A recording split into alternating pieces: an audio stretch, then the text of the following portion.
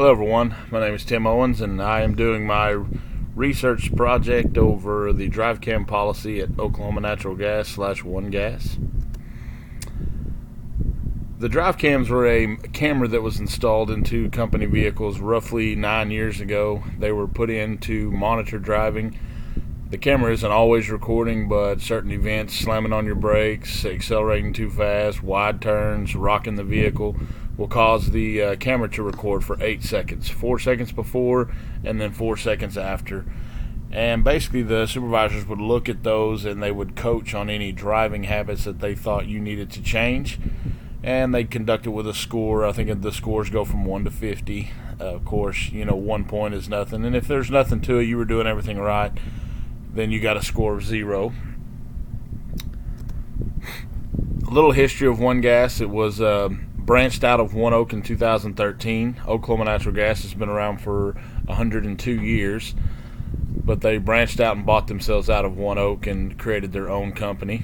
The largest natural gas distributor in Oklahoma to date.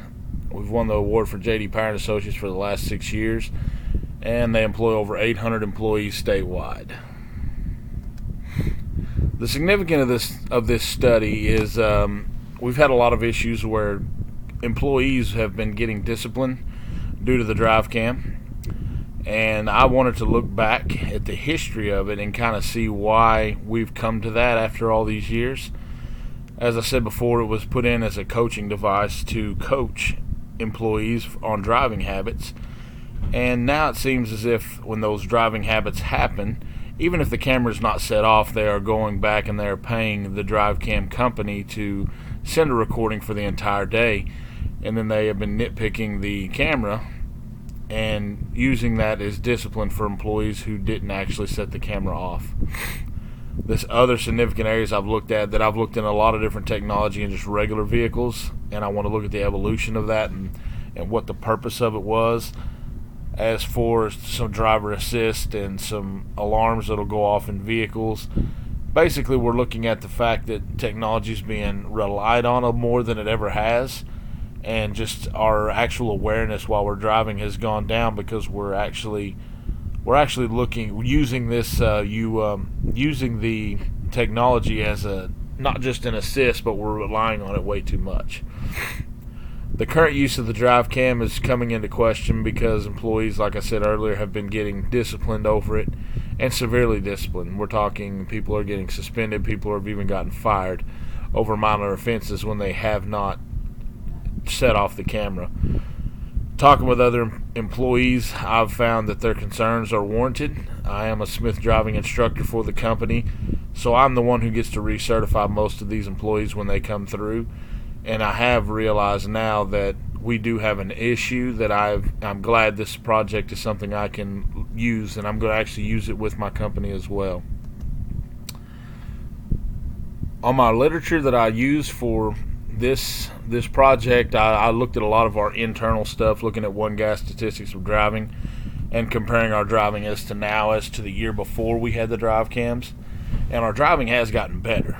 But in recent history, our accidents have actually gone up, at-fault accidents. We've had a lot of accidents where employees were T-boned coming through red lights and intersections, mainly because if they're going a little too fast and they see that light turn yellow, they try to gun it and get through it because they would rather, run that red light than risk setting off that camera.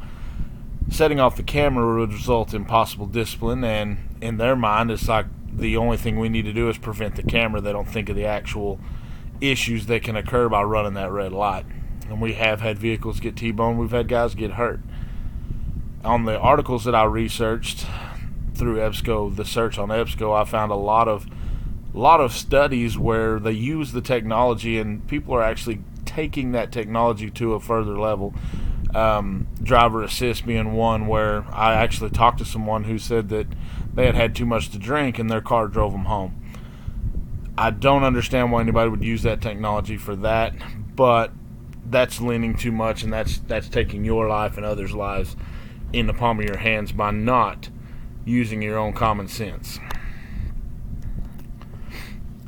In conclusion, I have come to realize after this research that the drive cam is definitely a good good tool for safety. It really is when it's in the right hands. Some supervisors use it for what it was created for. I think it's just a pick and choose, however that supervisor chooses to lead his crews. Some supervisors use it for what it was for, the coaching. Others will use it as a disciplinary action. And that goes to my next bullet point here, that everything that can be abused as well as helpful. The tool is there to help us make sure that we are safe and to make sure we cover our liabilities. If the camera goes off and we're in an accident, somebody says, oh, that's their fault, it's their fault, we have the footage to prove that, we weren't at fault on this one. But it can also be used for abuse and going and basically being big brother on your employees. Always stand alert and not relying on the technology is the biggest thing that I've found through this research.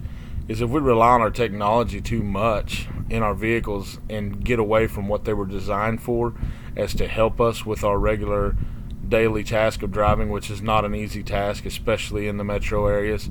If you rely on that technology too much and you do not use your own personal awareness, and you have gotten rid of your number one thing that keeps you safe, and that's using your ability to see the situations arising.